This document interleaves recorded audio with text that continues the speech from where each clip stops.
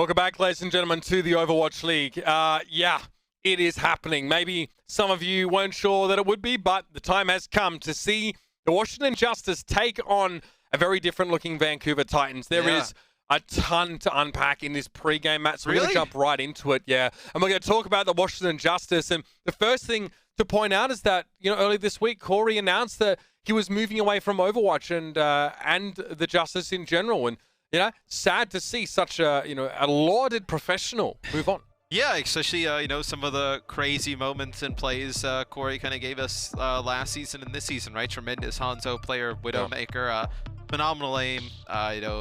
He's always fun to be around, especially at the home stand, so he's definitely going to be missed. Yeah, really the heart and soul of the Washington Justice now, and they're going to have to find a way to make their way through the league without him as we head into today's match, especially, which is one that is going to be extremely hard for them to prepare for. In fact, for anyone who's, watching this match, is going to be hard to predict.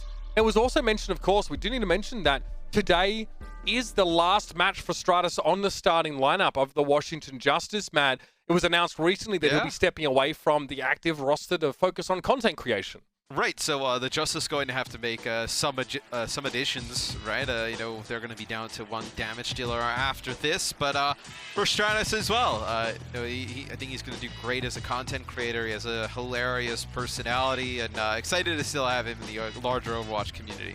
Yeah, and fans, of course, should be expecting to see plenty of Stratus around the traps going forward. So now this Washington Justice roster, operates without Corey. Now, we have seen potential for this before. Of course, D.Va is on the roster and has shown us some really great games. The Justice in general are going to have to go up against a bit of an unknown factor. Yeah, I feel like, though, the loss of Corey is going to be pretty big for the Justice. I don't think we can undersell that in a way in terms of, I know when Sinatra leaves the Shock, right, the Shock still have a lot of tools in place to kind of pick up the slack from that.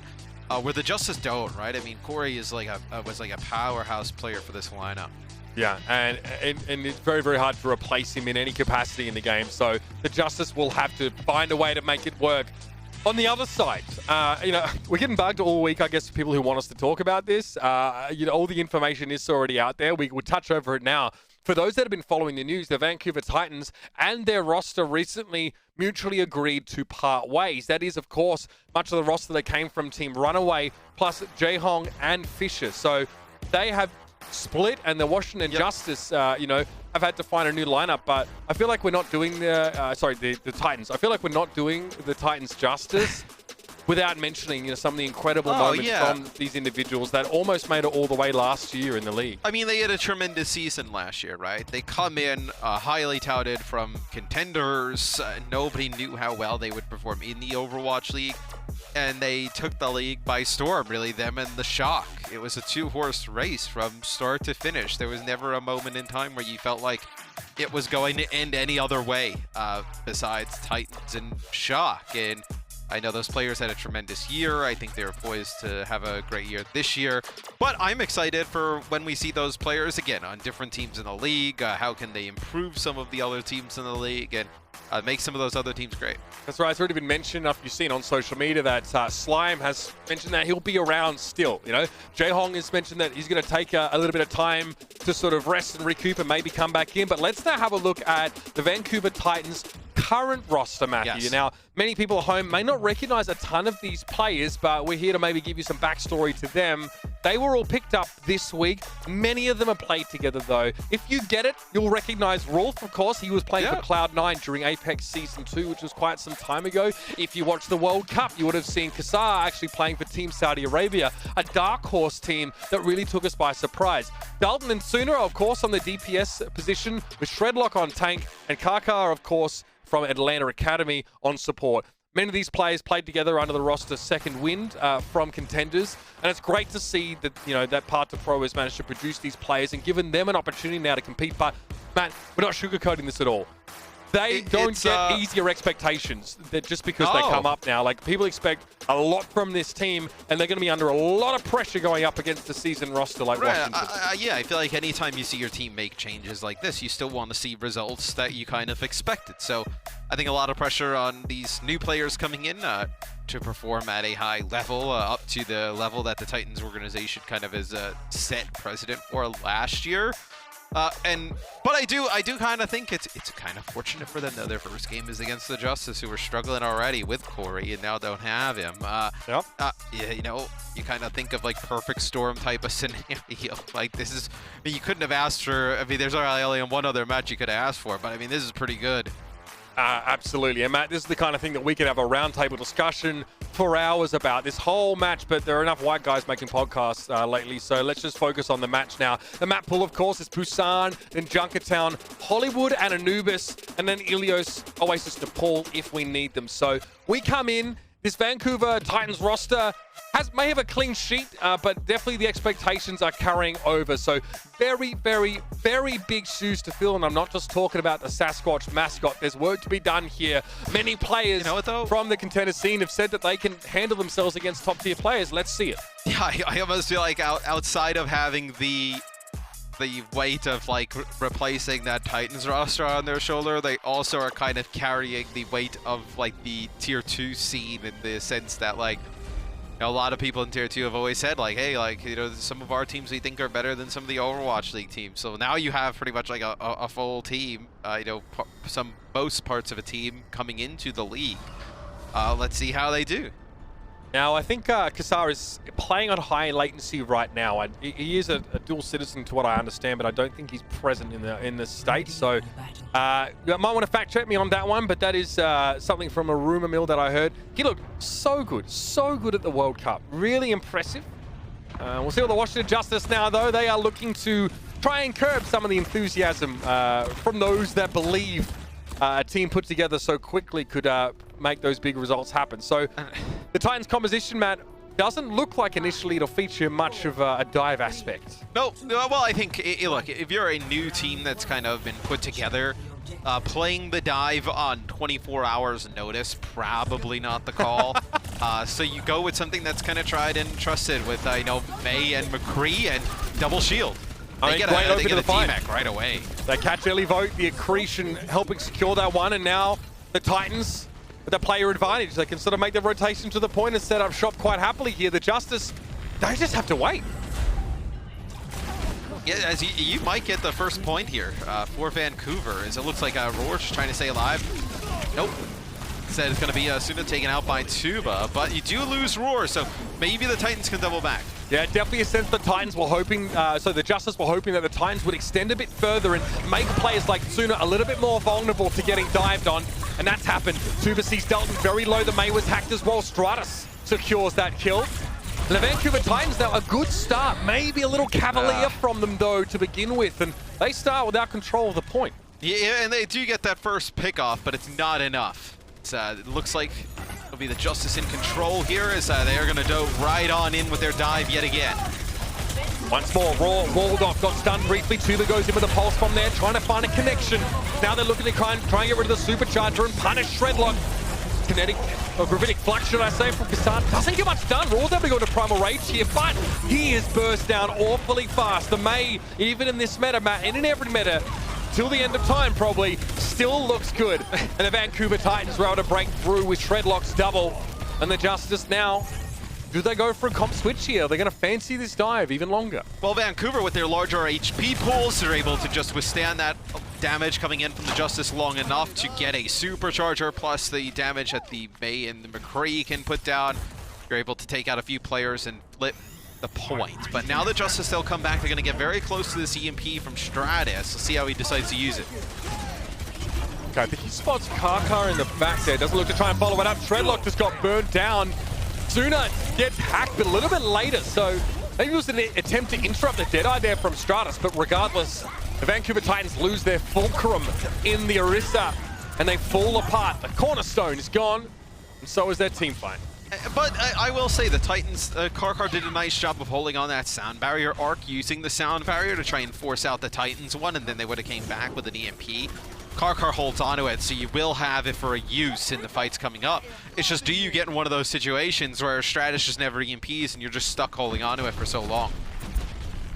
Alrighty. KSA on the D.Va now, so a bit of an adjustment here for the Titans. D.Va and Orisa, interesting combo. It's going to be a EMP catching through, and a lot of ultimates being drawn out of the Vancouver Titans right now. Dalton loses his Blizzard to Elivote's defense matrix though, and that's not where you want to be. The Titans try and burst forward with a bit of momentum backed by the Lucio.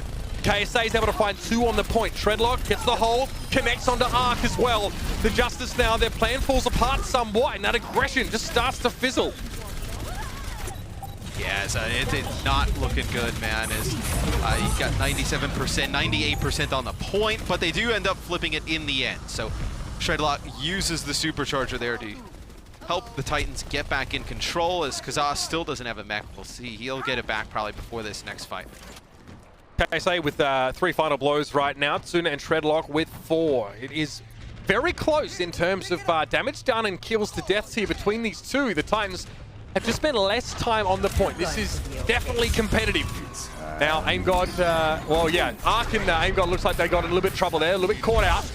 Gonna push Tsuna down now. He was hacked, so the Deadeye still gets him that 1 kill, that 1 2, but which we'll be happy about. And the D.Va, well, couldn't do much to keep Raw alive there. Nicely done. The May still such a problem for the Justice to deal with.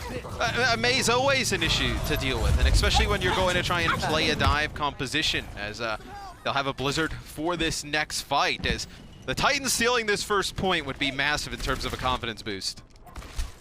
83% counting. The Justice need to get back there quickly, and they have the nano boost here. The Honor is... It's an interesting adjustment. It might be a preference for Aim God here, but let's see if that nano boost on the Winston makes enough of a difference. Dalton this time, no way that was going to be eaten up, but TeamSpeak finds 2 with the Pulse Bomb. KSA is able to find 2 himself though now, so with 4v4, Dalton's going to start backtracking, but he throws up a wall. Stratus still got onto the point in Arc. It's going to be pretty much a solo sound barrier. Fortunately, Stratus was in range after he translocated it into existence once more, so he benefited briefly from that healing, but oh no, the Titans now with the advantage start to exercise it more, and the back and forth arm wrestle against the Justice seems to be going the way for this Canadian squad.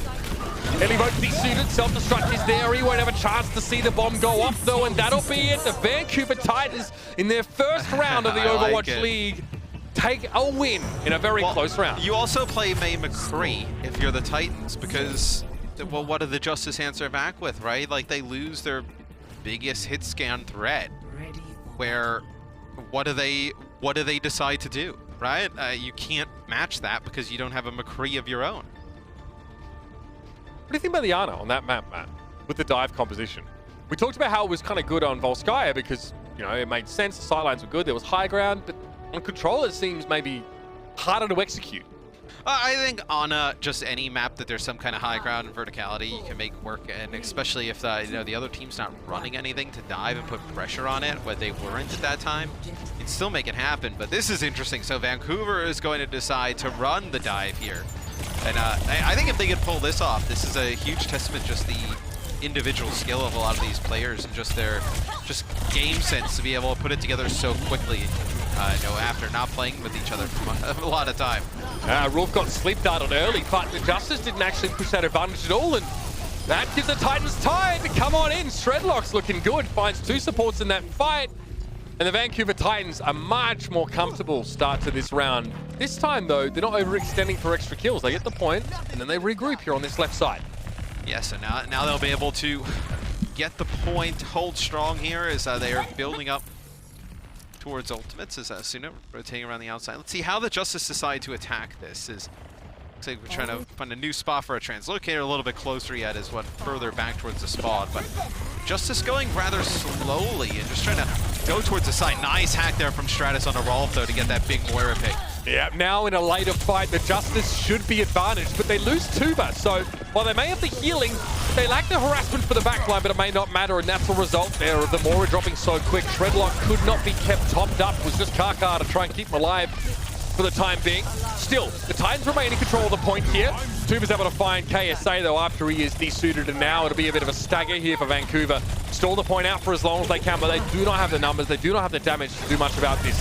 No, but any type of percentage here for Vancouver, and on top of what they've already gotten, is excellent, right? As you're going after Shredlock could get to the point, get a touch, so they say that they only get about like 8% extra or so from that little bit of a stall. Now it just kind of comes down to EMP usage, where if you can get a good EMP usage here from the Titans and flip the point back, I mean, you're in position to take this 2-0.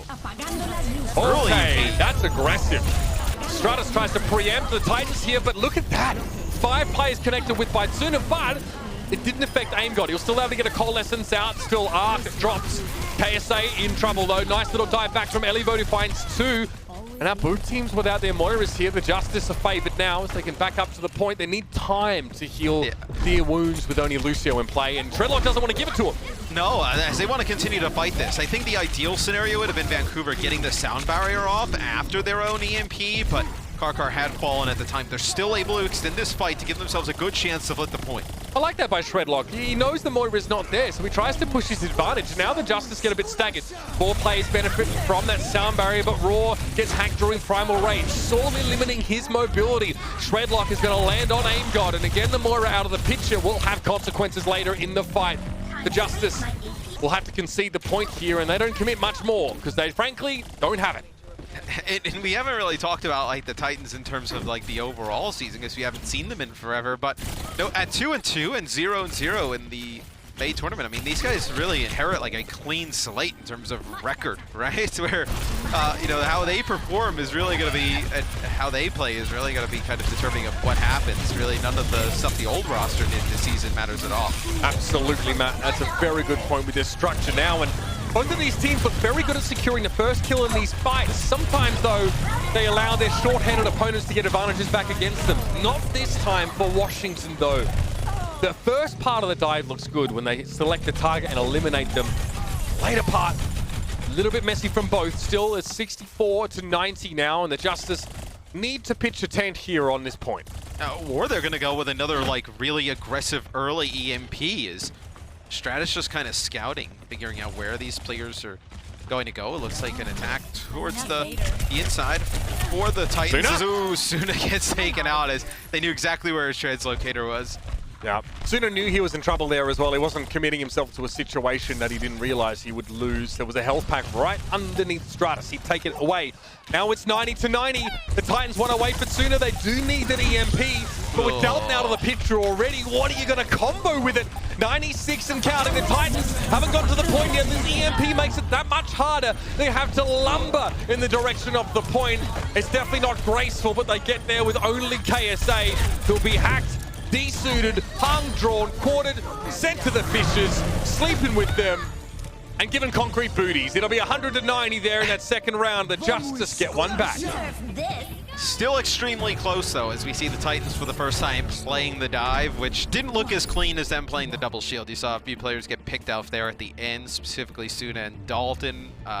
Dalton dropping there really kind of hurt them, but still probably didn't expect his Sombra to die, and then the rest of the Justice to push on through. As now we get this first map decided by just one final point. What do teams decide to do in terms of the composition? You could run double shield here and just take control of the point. You are the Titans. Seems like the Justice committed to the Sombra Tracer. Coach Custer's advice would be... Coach Custer. Yeah, just keep doing the same thing, and yeah, the better team's going to win, so don't worry about it. She'll be right. Let's see if the teams take that to the heart. I like an Australian doing a really poor Australian... you can't say that about me, Matt. You can't say my Australian accent before. That's not allowed. What? I have a better Australian accent than you and Scott. Okay, well that's poppycock, but we'll carry on here. D.Va manages to flank around the backside. Shredlock finds Stratus though, and early charge to build up for the Sombra here, as these teams are showing us much more of a mirror composition style that we saw in that Eternal game. And it's going to be messy. This is pretty much dive in its purest form now, with the Tracer and the Sombra. There's sort of damage over time heroes with high mobility and low burst. Both teams are in the same spot of just kind of chaos, right? But the Titans form late. We don't know how much time the Justice have known, you know, about Corey and what he was deciding to do. So you don't know how much they've been able to practice with this. And then also, this is Stratus' last game. So you're just kind of riding it for what it is, right? It's be a sound barrier used here by Arc to keep everybody up after the EMP. That's big. Yeah, Stratus didn't have his translocator at the time, and he would have fallen had that sound barrier not been timely, it was deployed in a timely fashion. Still, Shredlock wants to fight a little bit with only half a team left. Interesting decision. Primal range sends Arc flying off the edge, but Elivote punishes. He sees that Winston knows he didn't have a jump available and gets the boot with a rocket booster to send him over. So that's an investment that the Titans, frankly, won't be able to recoup. Yeah, so you did have a few players coming in towards the end, but probably not worth the investment there from Shredlock, as it gets you about only like 10% extra on the point. As Soon actually tries to come through that top side. I don't know if you saw that, but he actually gets spot checked by Elivode, they've already forced to translocate. Really high kill game so far, but it's been a tough one for Tsuna to try and keep up with Stratus. There is a trade though, with Kaka down, the Titans dive. It's a lot less mobile. It's going to be much harder here late in the fight as well to try and reposition, to disengage, or to catch the Justice by surprise. And that seems to be the case. Shredlock can't get away from the Coalescence, and the Justice spend a fair bit there. See what the Titans can do when they come back with 3-4 ultimates. It comes down to these EMPs again. The advantage for the Titans is they will end up having sound barrier. Won't be able to use it as a lot of their players get hacked during this. But if you die quickly here for Vancouver, you can run it back. As for a second there, I thought they were going to let Dalton just backhand. Yeah, he almost did. The Justice were focused on trying to get rid of Kaka. He was hacked and couldn't get away as fast as he would otherwise have liked. But that chase on the Lucio, and of course the quick cap, that's brutal. You cannot EMP and let them just basically back cap the point. Like, that is just bad. Yeah, the Justice didn't find enough kills, I think, from that EMP. It was just a Lucio. And then the Titans were able to come back with 5. Kaka sped himself back to the point, taxied himself there. But think about what a waste that is. Like, EMP, you kill a Lucio, doesn't even end up using sound barrier, and then you end up getting the point basically back after this. Dalton gets it like 90% of the way there. Shredlock has 14 final blows. He's double anybody else on the rest of his team. There's Winston, and even without nano boost, by the way, like, he is a very high impact main tanks from what we've seen. Especially when Raw is like much more defensive of a player in general.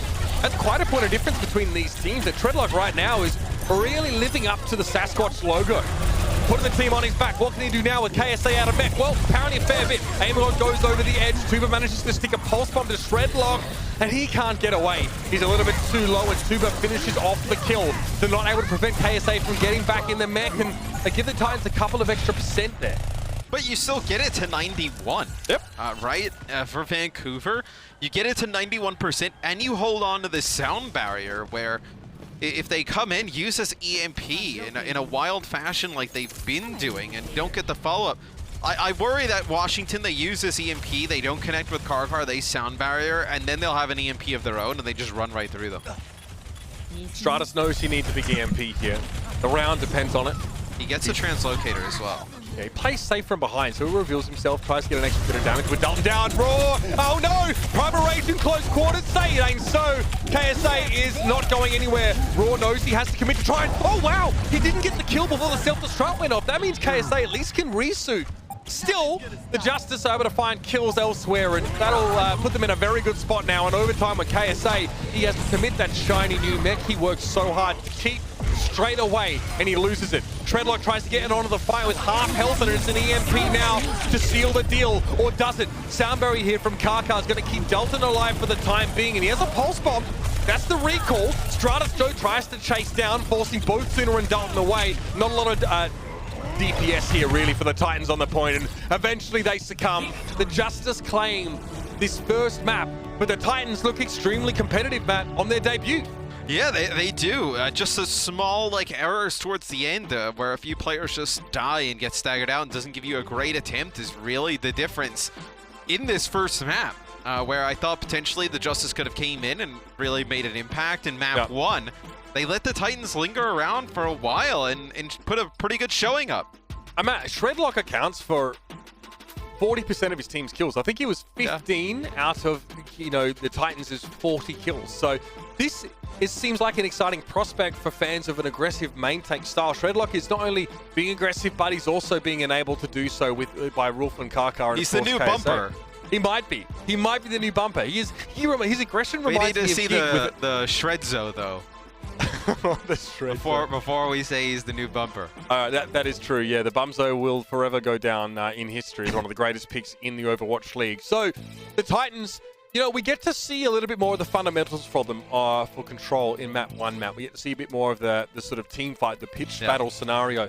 As we go in this series, we're going to start looking at how they assemble set plays on maps where, the scenery and the context of the fight is changing course. They just formed. I highly doubt they kind of have, set plays. I think it's going to be using a lot of what they've already been doing to have success in Tier 2 contenders and just kind of applying that here. Yeah, I don't think it's going to be anything that could be set complicated. plays, though. Well, it doesn't have to be, though. It's not complicated even at the highest level. I don't think anyone's going to tell Philadelphia Fusion that their play style is complicated. You know, True. I don't think that's what they need. So, Junkertown, though, is an interesting map. It's kind of always hard to gauge teams, but in the previous series, we saw that Junkertown did provide a valid litmus test for how the Eternal are going to perform. The comps were the same. We might get to see some more sniper play, though, which will be interesting. Yeah, I think anytime we can see the sniper play, some McCree, we haven't seen Echo from either of these teams yet. Junkertown always produces the wildest, wackiest results, so I think this one could actually be extremely long, extremely close. All right, well, we're going to go to a break, and when we return, we're back with map number 2. It'll be Junkertown as these two rosters take the brawl down under.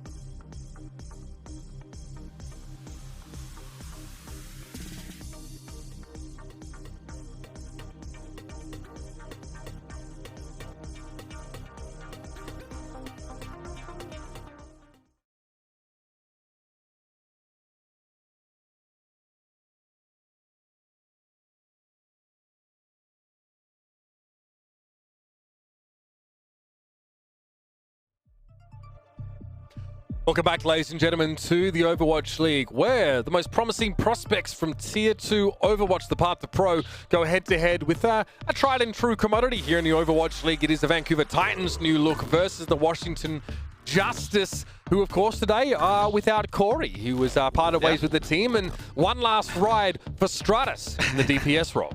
I love when we say the one last ride. It always usually means for goats, but unfortunately this time it's for Stratus. Yes, he's moving on after this game today to become a content creator, I believe, with the Justice organization. So they'll be filling his shoes and Corey's with some new players coming soon, which will be exciting to see who they get, what kind of direction they decide to go. Do they try and go within the league and try and get a trade for a target, maybe somebody sitting on a bench somewhere, or do they pick up players from Tier 2? I have to say, so far, the Justice have looked a little shaky, Matt, but, bringing Tuba back in sort of for a mainstay position now alongside Stratus, they're still able to claim that map number 1. Again, it's a bit more of a fundamental brand of Overwatch, i.e. like there's no payload moving or there's no minutiae that you have to worry about. It is essentially a series of team fights, so just try and make sure you and 5 of your buds are there to throw down with the enemy team. We did see some really impressive Sombra play from Stratus. He Sombra not usually is expected to be, getting a high kill total, right? No. But there were many occasions that Stratus was playing a little bit more aggressively and lingering in fights longer in order to secure final blows properly, so that he and Tuba were able to sort of do work on different sides of the battlefield. This played out quite well. Yeah, we also know that Sombra is one of Stratus's better heroes. Yep. You really kind of think like Doomfist, Sombra. Yeah, Yep. Exactly. When you think of Stratus, May. so yep, for him to be able to come in and play Sombra, it's and especially at this high level on short notice, because if you remember, we haven't seen Stratus in weeks, right? That's true.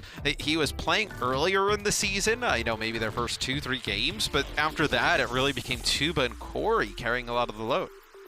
Now, of course, on the other side of things, we have the Vancouver Titans, who, my favorite part of them so far who's been seeing Shredlock play, it was on the Orisa first and then the Winston, that he looked just really good. Really solid overall. A good feeling for timing. There was a moment on Busan there where sort of they realized that they've been able to pressure a D.Va down, even though they'd lost... They've been able to pressure a Moira down, even though they'd lost the fight, Matt, and he sort of goes forward to the point knowing that he can exploit that a little bit more. So it's quite clear to see that his game sense is right up there, and if the rest of the team follows him, it's all good. Obviously, it's going to be a drastic change for the Vancouver fans, but I think this team, they have potential, right? You can see them grow over the course of the rest of the season and whatnot, and I think it's a good sign. That the Justice is a team, obviously, not one of the better teams in the league, 2-9, but they're a team with a lot of potential Overwatch League veterans, so to be able to hang with them, especially in map number 1, we'll see how the rest of the series goes, kind of proves good for the Titans for the remainder of the season. Yeah, welcome back as well, those on YouTube. We lost you for a brief second. Don't worry, it was kind of the same situation as when I muted myself at the start of the broadcast, so you didn't miss a lot. We are looking forward to seeing more. He didn't really mention much of anything. He just kind of asked me the same handful of questions over and over again. Yeah, it's on recycle. I've got it there. Fortunately, Matthew Reginald Morello never steps down from a challenge, and we love to see it. So let's have a look at our map set here. And yeah, as mentioned, Junkertown is going to be our next map. And this is probably going to come up, during this map at some point. But it's a really important fact, and it probably helps the storyline a bit here, is that the Justice played the least Echo last week when she, was being played a fair bit. They've just not really wanted to go there. So don't be surprised if you don't really see it. We still see that Tracer combined with the Sombra from them. I think you are. I think that they're almost, I don't want to say they're forced into it, but between like Corey, obviously not here, and then Stratus, filling in last game, I think you're going to see a lot of comfort picks for a lot of the players, and I think you're probably going to see a lot of compositions for the Justice built around like May or Sombra. For a lot of this, I don't expect anybody to really be messing with the Echo on the Justice side. Yeah, and as far as the Titans are concerned, we just don't know. We have no idea. This current Titans team obviously inherits a 2-match winning streak right now, but it's very, very hard to judge the team as they've moved across regions and now sort of changed their players. For the Justice, though, I think this is probably a good time to remind you guys that while we talk up this team and many of the individuals on it, they're on a 6-match loss streak right now. Yeah. They've got losses to Dallas and Atlanta, all 3-0s in their last 3 matches played. So, they are hoping for a hero pool maybe like this, maybe a different kind, to really jumpstart them and actually put them in a position where they can start to get some of these wins going. But I will say, hero pools have changed things up week to week, but they haven't really kind of week to week like shifted things on their head. And I say that in the sense that, we have a few weeks where May and McCree have been really good, right? We've had a few weeks where you've been able to play some dive. We've had a few weeks with Reinhardt compositions with the D.Va in play, where you've seen a few cycles now of different type of compositions that have worked and kind of risen to the top of what people decide to run. We haven't seen them really excel at any of them. So I think that's really kind of a warning sign of like, okay, when is their week going to come? With hero pools, I think the game obviously changes, but you're going to have some weeks where you just aren't good at that meta versus a certain team who is, and you're going to have a few tough situations and losses. We just haven't seen them hit a stride in really any of them, though. The Justice, that's not now helped by, obviously the fact that they have to mix things up. Though. Yeah. It's an unfortunate circumstance for the Justice. I don't think like their players are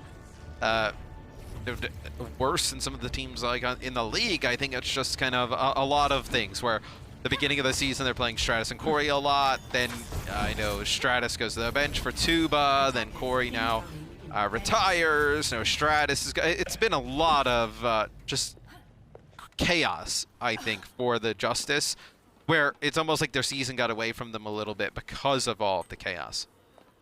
Yeah, I mean, I think we hosted 2 of their homestands before we moved into quarantine mode, and even there, they were sort of struggling to find we all big thought they were wins. going to be good this year.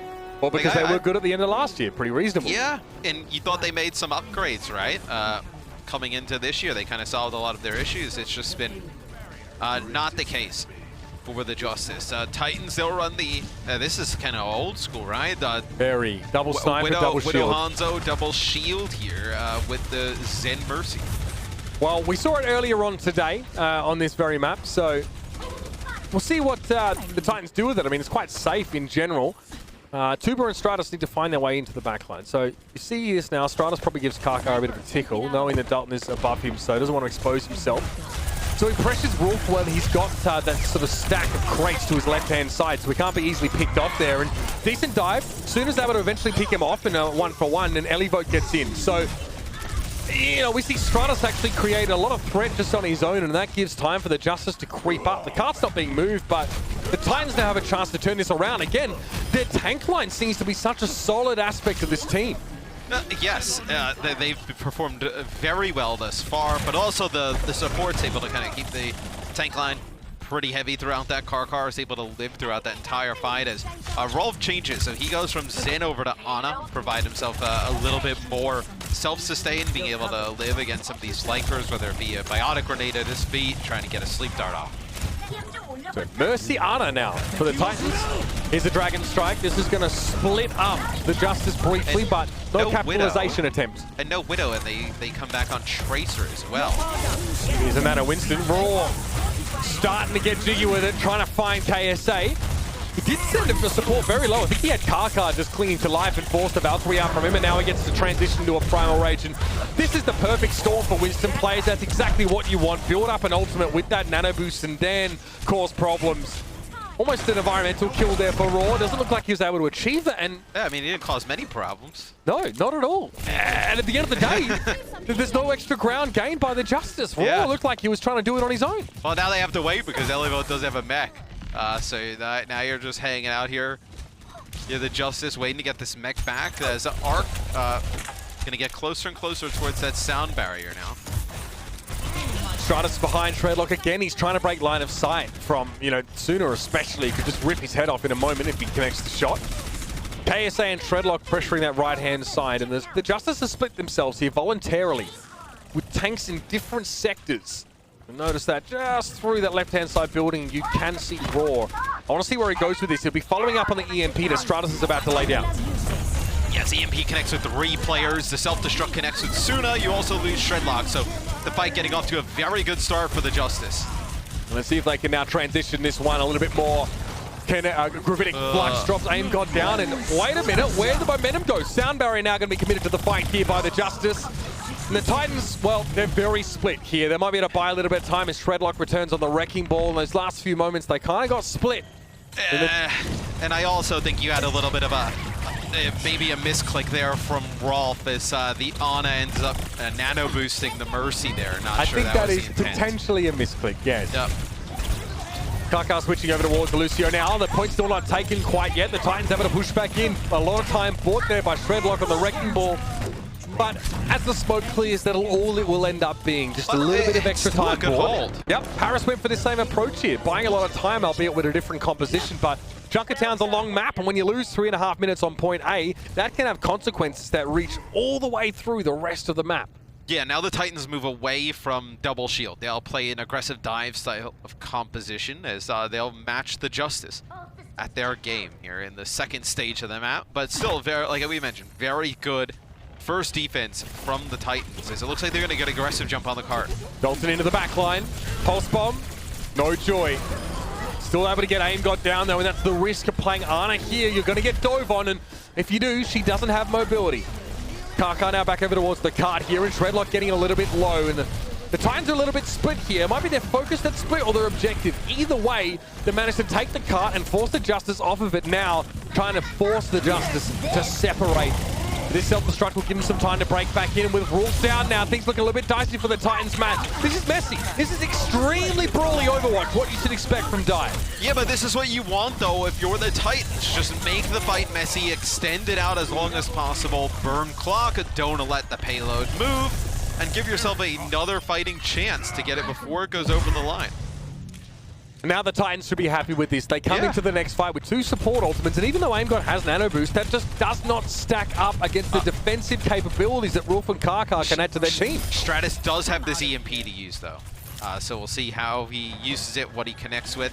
It has to be after sound barrier. Yeah, not a great opportunity for Stratus to use it really aggressively, right? Because they're going to come from multiple angles through the chokes. Here's Dalton, tries to go for a long-range pulse bomb, and it's going to fade away from AimGod. He's able to avoid it. Shredlock looks for the backline. I think he was briefly concerned about getting hit with a sleep dart. Now the hack, and see AimGod's chasing this time with the biotic grenade. Shredlock's able to get away for the time being, though, and Stratus is a little bit low as he makes his way towards the card. In the backline, Raw is trying to emulate what Shredlock has done. Neither Winston found a lot, and Suna goes in now with a 3-player EMP. Stratus in trouble, getting chased down by Karkar just in time. He's able to translocate out. The Titans had numbers until Dalton went down, and there's the EMP. That one hurts a lot more late in the fight from Stratus. Well, I mean, it also hurts that the Titans use EMP plus sound barrier and get no kills out of it. That's even worse for the Titans. You know, you get some kills off of that, you're in a position to get a hold because you connected with the EMP onto Stratus, who couldn't even use the EMP encounter at that time. Still gets away, lives. They get no kills through it, even after the sound barrier, and they end up giving up the point. They're going to be kicking themselves for that one, but there's no time to really think about it because the Justice, again, knocking on another set of doors. This time it's the 3rd part of the map. They want a bit of that high ground. The Titans aggressively extend themselves to try and protect it, and there's a sound barrier somehow. D.Va was able to benefit from it, coming out of the recall just in time, and they get rid of Rolf. This is what the Justice are looking for now. They break the hold on the high ground, then they can start to spread, you know, the trace of the Sombra out there to get easy hacks. So this will be the Justice who continue to move the card. Nano here for Roar to probably go in. You can even nano the Sombra if you want to like build up a really fast EMP, let Stratus like burn somebody down. Because the Titans don't have much to work with here. This wouldn't be a good time set by the Justice. We've seen definitely better even today. But still, completing the map on Junkertown is pretty big. Yeah, considering they lost 3.5 minutes early on, they've done well to make some of their time back on that 2nd point, and so far here on the 3rd. Shredlock is deep, though. I don't really think he's going to be trying to get out there. He was looking to commit now with the Primal Rage. D.Va, though, gets rid of Rolf. Again, that's how these fights have often been going. Whether it's Stratus just hacking Rolf or him getting slept, something similar. Either way, that's the focus for the Justice. Although, the Titans were able to stay alive long enough in the fight to actually allow their front line to do work. Stratus goes down now. There's 13 seconds left. Elivote's able to deal with Shredlock, who extended very deeply into the backline. So very good peel for both Roar and Elivote. Now they have some durability, but they only have 5 seconds left. Elivote's going to try and challenge here, and soon as EMP could be a problem, they need to shut Stratus down, though. Sombra now will decide how this fight will go. Yeah, Suna's going to go in, use his EMP, does not connect with Stratus, so you're going to see a counter EMP that comes through. Both Sombra's only getting about 2 players, but Stratus comes up with the goods. Both Shredlock and Karkar go down, and with Rolf once again on the wrong side of the kill feed, the Justice now have the momentum to push towards the end of the map. And that's another EMP from the Titans that has no follow-up after. They're using the EMP, not able to get the kills right after. That time Stratus, the EMP was good. He's able to get 3 kills off the back of it. No time to worry about that, though. Again, another fight. It's going to be a sound barrier here for the Justice. D.Va has a pulse bomb, tries to stick that one, and AimGod is low. He's worked down. Shredlock's able to get some damage early onto him with the coalescence, and of course the Winston comes in there, so nicely done by Rolf to set that up. Elivote, well, going to struggle. Self-destruct from KSA gets him desuited, and finally the Titans come back in. Last moment, they get the job done. Yes, they do get a hold. The Justice almost complete the map. I know, just like about 3 meters away, maybe even a little bit less, hair less. Where the Titans now, they know where the goalpost is. They got to basically complete the map here against Washington. Take map number 2. And I think if they play that Sombra comp again, Mitch, they have to get better value out of the EMP. They're not winning these fights on the EMP, which should be an easy fight win for your team. It looked like Tuna was trying to get an EMP to connect on towards Aim God there. It was only him and Elivote that were affected, so a little bit unclear just from looking at the roster to see what sort of the plan was there. And Mistratus was actually able to complete 2 kills based off his targets connected with EMP. So maybe it's an individual thing, Matt. Maybe it is just taking responsibility for, you know, completing kills after you hit EMPs. Yeah, and I have a question for you. I think this is interesting, that I've kind of just been kind of pondering myself throughout the series. Do you think there's a little bit of extra motivation for the Justice to win this game? Specifically from the standpoint, not of like, you know, players leaving the Justice organization and whatnot, but from the standpoint of they don't want to let a bunch of players from Tier 2 contenders just kind of walk in off the street and beat them, right? I think that they would look pretty poor in that type of situation. Where I think that there's probably a little bit of extra motivation to be like, oh, well, you know, we've been here, all these players talk for a while, that they can hang. Like, let's see if they can hang. I mean, that may be true, but it really wasn't that long since Stratus and Elivote were I know, right? I mean, they were just they just rocked up kind of as well, I guess, in terms of just the overall scope of the league. And maybe if you take like a team like the Shock, maybe without the Shock would take it personal, like I think, yeah. But I mean, at the end of the day, Matt, we're all T2 in that regard. Well, not us casters, of course not, but all of these players, because that's where they came from, and it's birthed some fantastic teams, and maybe in the Titans' case, it'll continue to do so, but they'll need to finish the map. For starters, the Justice are not quite able to finish it here with their defense. They look more comfortable in this aggression. They're good disengagement here to turn the fight back on. Yeah, they baited Dalton in there a little bit. So what happened was his Aurora was extremely low, and then Dalton tried to go in, get a finish off. They just used Defense Matrix and then got a hack onto him and just killed him relatively easily. That is one where Aurora getting basically to no HP kind of sets up that kill. And got careful. Yep, doesn't have the mobility to get away. He's still able to deploy a nano boost to Raw, whose quarry evades him. Well, for the time being, eventually Karkar walks straight back in to the Tesla cannon. But that kill being delayed as it was means that 2 players from the Justice were focused on getting rid of Lucio when they could have been focusing other targets. The Titans, just based on the attention bandwidth that they had available to them, are able to win the fight. And now they'll roll on towards this point, and the Justice are scrambling here to have a chance. Now, an EMP can cascade into a lot of big ultimates, namely both tank ultimates and a pulse bomb. But you see how they're playing this, the Titans, so they just want to put like a KSA up on the point, as they're going to go with a EMP that connects with both supports there. Again, they get rid of Karkar early, and this is something that the Justice have been doing better so far. Matt is capitalizing on those EMPs. It was the impetus for the fight, but now they have to finish the job. Tuba's getting harassed by Dalton, and Tuba very low. Sooner, seeing better days as well. With Aim God dropping, it just seems to be Raw on the card for the time being, and Tuba trying to flank. A pulse bomb here could be a big difference maker, but it comes too late to change things with Raw getting cut down. Tuba too reluctant to go and make the play, causes his main tank to go down, and the fight to be lost there. Yes, the Titans did a nice job after losing their supports, being able to kite that around, stay alive, and then they get Karkar and Rolf back in the mix. They don't have to invest the Coalescence there. They're able to win the fight, force the Justice to change their composition. All right, Suna spots Tuba and the rest of the Justice as they make their way forward. 3 minutes 48, so plenty of time to work for the Titans, despite a couple of fights going against them. We'll see a Coalescence in this next fight to secure more of that advance. Dalton's lost Pulse Bomb isn't really something to write home about, as many of these Tracer Pulse Bombs have been hard to stick. Again, remember, it's a very slippery backline to get a Pulse Bomb on in general. Great bomb though, Rolf down, but again, the Vancouver Titans, I'd love to see the numbers here, Matt, but they are winning these short-handed team fights where they lose the first kill more often than not. Yeah, they seem to be much better on the reactive end instead of being the team that has to be proactive with some of their ults. It's like when the Justice is coming in and forcing these fights, the Titans know exactly how to react against it. This could be a very good time for Vancouver, give themselves a ton of leeway to get the card all the way to the end. Vancouver look resilient, especially in rough starts to their fight, so let's see if they can do it again. They're going to have to. Stratus has EMP here. Coalescence from Aim God, though, will give them enough gumption that they need to finish the job here. EMP will still be committed regardless. Now, I wonder if that is too much for the Justice, but the Titans have been able to turn those fights around late. Sound barrier gets used by both sides, so Washington are forced to part with many of those saved ultimates there to sort of maintain control. For the Titans, though. right? I mean, if you're the Titans, you end up investing both of your support ultimates, but Washington, they use both of their support ults and their EMP. Now you come back and have an EMP self-destruct of your own. You think you're in a pretty good spot if you're the Titans. Washington commit. Yeah, a little bit more than we expect. I mentioned that, I guess. I thought just the EMP would maybe be enough. They seem to disagree. Maybe because they're uncertain of what to expect from Vancouver, and rightly so. That EMP, though, that's an easy eat-up on Kaka again. Nothing from Suna.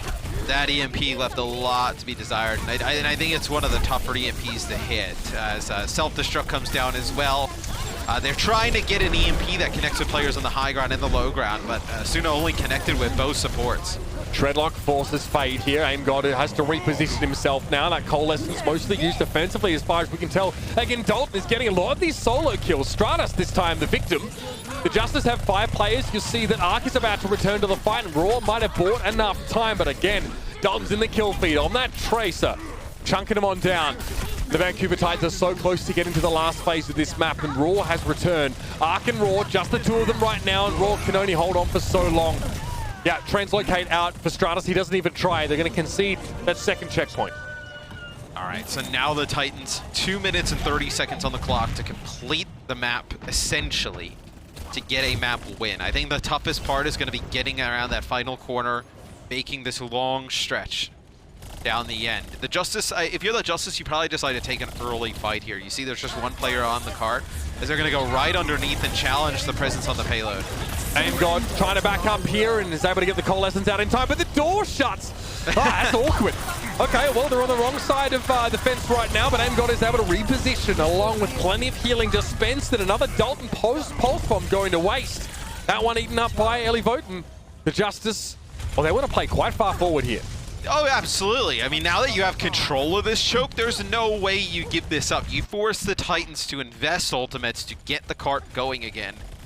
And you punish them for it. I mean, 1 minute and 46 on the clock. You think about how much further the payload has to go. Oh, Stratus! Ooh, he actually thought he wasn't going to get clipped by that. Yep, he saw it coming, so you could see his brain ticking over there, but still got nipped by the EMP somehow. I mean, maybe that's online Overwatch, a difference between LAN. Either way, he'll have to hold on to that one for the time being. Suna still goes down as, well, sometimes even the best deeds don't go unpunished. That is an EMP, though. 4 players hit with that one, as Treadlock immediately taken down as a direct result of that.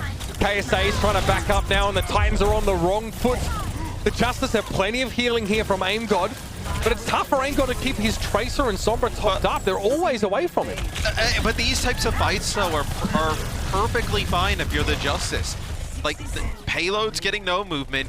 They're investing ultimates to get it moving in a very short distance. Now the Coalescence by AimGod, they want to get aggressive behind this. It's a nice hack on the KSA as well. Titans are starting to run out of time. They really need to make investments to gain progress here, but another fight in which they spend ultimates goes against them, and this is where many teams, man, have run the risk of just running out of steam entirely.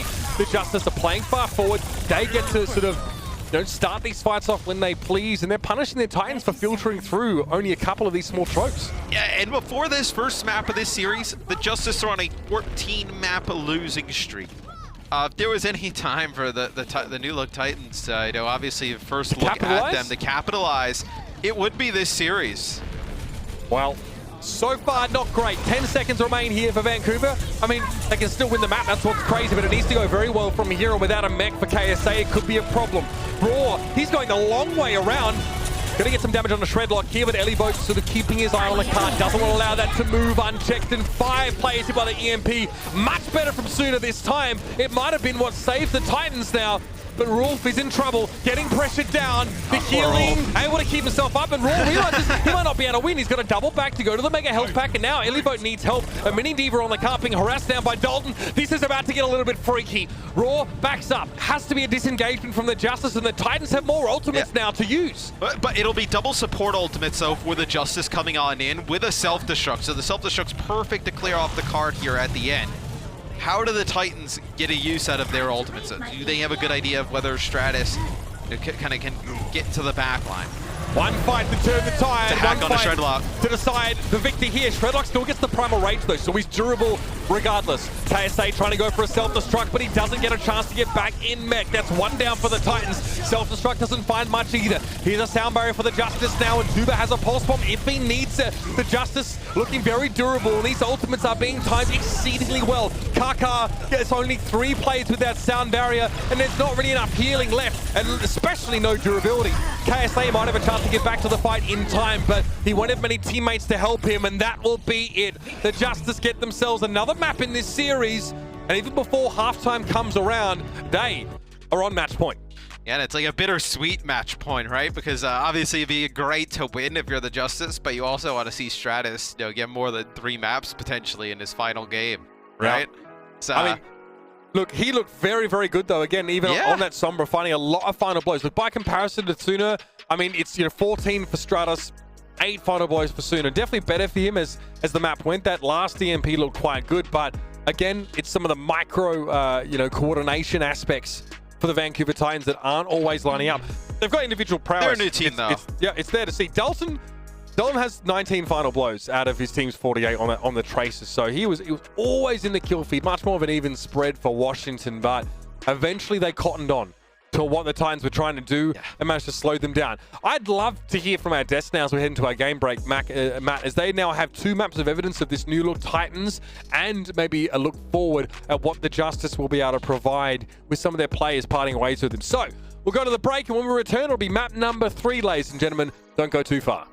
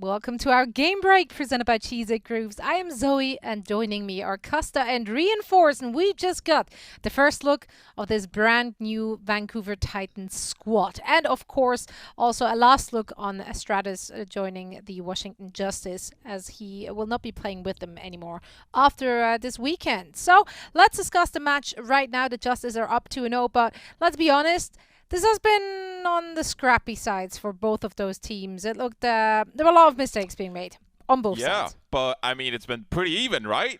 Mistakes on both sides. So here's the thing, right? It's been a very difficult situation for the Vancouver Titans this week, and the new players coming in as well. I can imagine it's been pretty wild. So, you know, given the circumstances, I have to be pretty lenient on my criticism of this team. And honestly, they have actually not surprised my expectations, but it's, you know, been pretty enjoyable to see them at least go head-to-head against Washington and at least make a fight of it, given the context of this roster at least. Yeah, and the real issue, honestly, with both teams is they both seem to be making mistakes. The mechanical skill is there. The understanding of how the comp is supposed to be played is there. It's just like we saw it, like mainly from the from the Vancouver Titans on the control point. They had advantages and they were just getting picked individually. And I think it's sort of showing how this is sort of a team that's been picked up this week, and they're not always on the same page, and it's, you know, that's punishing them. So this is the first week. We need to give them a little bit of leeway and trust that, you know, they're going to get this stuff together, because, you know, I'm not 100% sure who's on high ping right now, but I think a couple of their players are on high ping playing from Europe. So it's going to be interesting to see how this team progresses and improves as the weeks goes on, because this is obviously a hard situation for them this weekend. Yeah, absolutely. I mean, it will be hard to really judge them on the same kind of level as we would any other team playing right now, because, as you just said, maybe some of the players are actually playing with a high ping. Maybe some of the players have not really had the opportunity to play together. We don't know what the turnaround was for the players as they were picked up. I imagine, given how recent the news was, not very long. So yeah, let's see how they will fare moving forward. But in just as serious, do you guys feel like in the second half we actually might see the Vancouver Titans coming out on top at the end of one of the maps? Very well, could be. Yeah, actually. I mean, they have been competing, and there's been some mistakes here and there. But like when you figure those mistakes out, and I don't think the Vancouver Titans can be too hard on themselves either. So actually, I think that going into the second half, maybe they can figure out their mistakes, and maybe the pressure is off a little bit, and maybe that will help their executions going into the second half.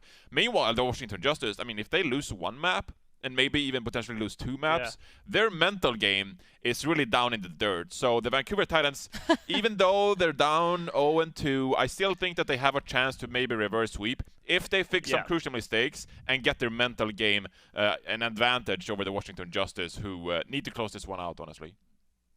Yeah, I mean, there is a lot more pressure, I would say, on the Washington Justice, as this needs to be a must-win, as they are facing off against a team which literally only just assembled itself.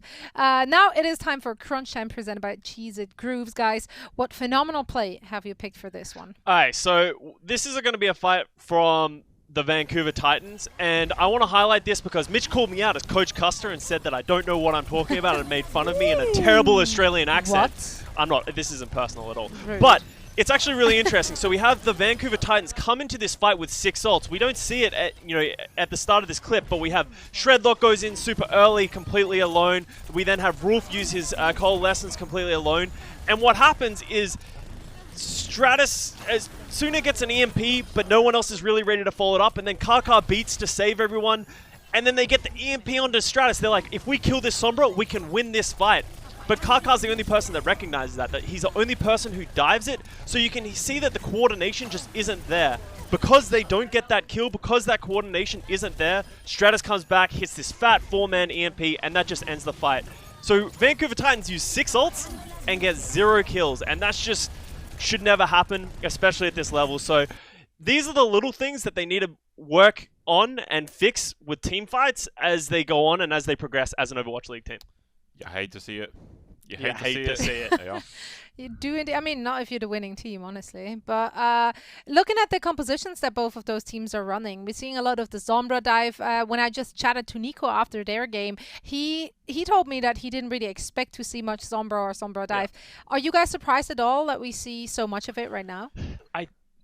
I think it's easier to execute. In my opinion, I think playing around the Sombra, playing around the EMPs and the hacks, I think overall is an easier comp to play around. When Paris is playing with the Echo, you need a lot of push-pull with your team and a lot of coordination to really get that value from the Echo, like we saw from Nico. So we see Stratus playing a good game on this Sombra. He's definitely had a couple of blunders with EMPs, but I think he's been pretty solid for the most part. Yeah, and I'd like to emphasize as well that when you have such a short turnaround for these weekly hero pools, sometimes it's easier to just focus on the ultimate of heroes and sort of try to build your game plan around those ultimates. And that's where Sombra really slots in well, because you can just focus on the EMP and you can start building game plans and tactics around that EMP. How do you want to rotate your ultimates, etc. While other heroes, it's not so much about the ultimate itself, it's more about the abilities, how do you combo like your Orisa pulls, etc. Now, in terms of Orisa, yes, players have had a lot of practice in using those combos. But I think for a lot of these dive compositions, it's easier sometimes to build a game plan around Sombra because you know what you're getting with Sombra. You're getting an EMP every second fight, and you can utilize that in your game plan. But when you rotate in a hero like Echo that is so consistent across the border, it gets a bit more complicated to build your game plans around Echo because she doesn't have that one big true impact ability. She has those consistent abilities that are good across the entire fight. And so I think in a weekly turnaround hero pool, building around a Sombra EMP is stuff that these players know how to do, and it's a bit easier to implement at a higher level. Well, let's see if the Vancouver can bring it back in the second half. The next map coming up is going to be Hollywood. So for all the action, we once more send it back over to Uber and Mr. X.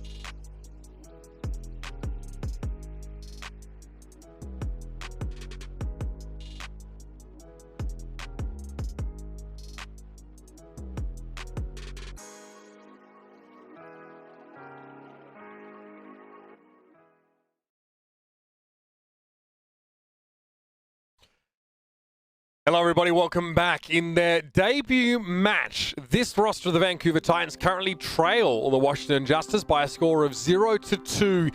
Been a fairly close couple of early maps, and the Justice clearly seem, like they've had to brawl and dig fairly deep to take these map wins. But it was pointed out in the break match that, there's some cohesion issues there for both sides, but primarily for the Titans, as they're still coming together and gelling, and they got two players on high latency right now. It's to be expected. I don't think you could have expected the Titans to come in today on such a short notice and perform at an Overwatch League level, although I will say they are playing the Justice extremely close in their first showing, and I think that's a good sign for the future of this roster. I think it's definitely one that'll grow, and getting more scrim time against Overwatch League teams and more game experience. One that they'll be able to pick up some wins. Yeah, I mean, the names to me that are definitely standing out, Shredlock, Dalton, and KSA for the Vancouver Titans. They all look very, very good. Obviously, KSA, he's playing from the European region, as is Suna right now, so that obviously doesn't help them too much, but paired with that aggressive maintained play from Shredlock, they look like they are putting a lot of pressure on the Justice. Let's now head into our next map, Matthew. It is going to be Hollywood here, which has been historically this year a dreadful map for the Justice. They're 0-2 on it so far, so we'll see if they can continue to harness, this sort of Sombra Tracer dive composition. Right, I was going to say, I think it's vastly different than what we've seen in previous weeks, where you can play Sombra Tracer dive. I think this definitely suits what we're seeing from the Justice today much better because of the way that Stratus is able to play Sombra. I think clearly he knows how to use the EMP properly, set up the hacks and whatnot, dives and roars. They've been doing this for a while because we have seen Sombra played in the league. And that's where I think the Justice have their biggest advantage today. Yeah, look, and if you think towards the end of last year, where the Justice actually started to come up, there was Sombra included in quite a few of their compositions there. It was definitely Corey doing a lot of high flying when it came to the sniper roles. Hangzhou was, oh god, Widowmaker as well. Really redefining what it meant to be like an all-star DPS player. So that was big for the Justice. Here, it's definitely a different style to that era. It's a style that really requires your team to be on the same page after the first target is eliminated, right? After that first pick comes up, knowing where to go next and trying to stay united in your approach is difficult because of how chaotic the gameplay is, but it's very important. Yeah, absolutely. I think when it kind of devolves into chaos, I think that's when Vancouver's struggled a bit, but I think that will come with time. I also think capitalizing on EMPs is something that they've definitely struggled with as well, as they've not used that great effect. Hey, we got a Horde banner down there. For the Horde, baby. Tuba's trying to get in. He's trying to get in the Uwu All-Stars, dude. Oh, yeah, we'll take him straight away. That's fine. Yeah, come find us on Zul'jin, fam. Yep, you can be responsible for carrying Doa through plus 3 keys. Oh, God, Love no. What a guy. No, he's getting his DPS sorted soon. Yeah, he's ready. Vancouver Titans, though. A very push-up defense. We like this. A little bit of swagger early on. Some moxie from the Titans as they get right up in the face of the Justice. They lose Shredlock, and they try not to lose a tick, and they're going to be okay here as they force Stratus away. Decent start for them. Will they be okay, though? Because the spawns are going to come in here for the Justice, and you're still waiting on Shredlock to come back in. Can the Justice gain some type of map control? Can they taxi you? Well, I mean, it's not too far away. We'll see. But I think just kind of taking control, but I think just the moment in time to being able to take control of this high ground, get players to wrap around that left-hand side. Although you're at full strength, you lose a lot of just map pressure. Still, the dive looks good, Matt. Suna was actually keeping Elivote busy.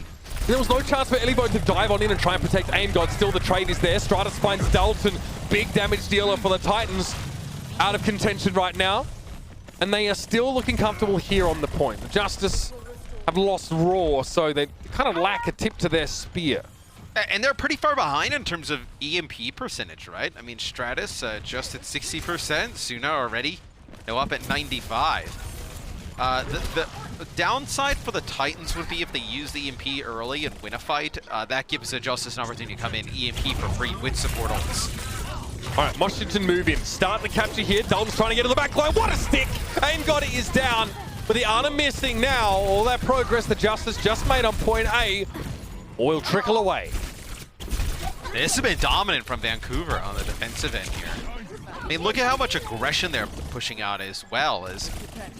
See, now with Washington, you're still building up some more ultimates, right? To try and give yourself a really good chance of taking the point, but up until now, it has been all Vancouver here. The Titans will have that EMP to work with here. Stratus can definitely generate that over the course of the fight, but it will probably come out second. Suna tries to start the fight. He gets onto 4. Both main tanks are hit, and they were already split. Looks like Raw was already in midair when he got hit with that one, and that immediately put the Justice's chances below 0. Yeah, and Tuba ends up using a pulse bomb, just trying to maybe get a DMAC during this, as Shredlock is really low, so he gets hacked and then burnt down. This is now where the Justice, they can heal back up, they can come and use these ultimates. Stratus careful, good defense matrix from Elivo, but won't protect them against the bionic grasp of Rolf. Still allows them to get rid of KSA, and Karkar goes down. So the Justice managed to pick Shredlock off there with a great little hack, and that enables them to capture point A. And I think that's the real difference between these two teams right now, and I don't think it's that big of a difference, to be honest with you. It's just that, like, Vancouver plays perfectly, you know, for 90% of the time, and that one mistake, the Justice are able to just jump on and capitalize, and that's the difference between getting a full hold here for Vancouver and losing that point. This next part of the map is quite tricky, Matt, and it can be for attackers. I really want to see how they make use of this high ground. Again, another pulse bomb from Tuba goes the way of KSA. He'll have that one, be pleased. And now he'll push up. Tuba just got disintegrated from the micro rockets and the follow-up by Shredlock. And again, the Titans get to go up a gear. This looks like right where they want to be.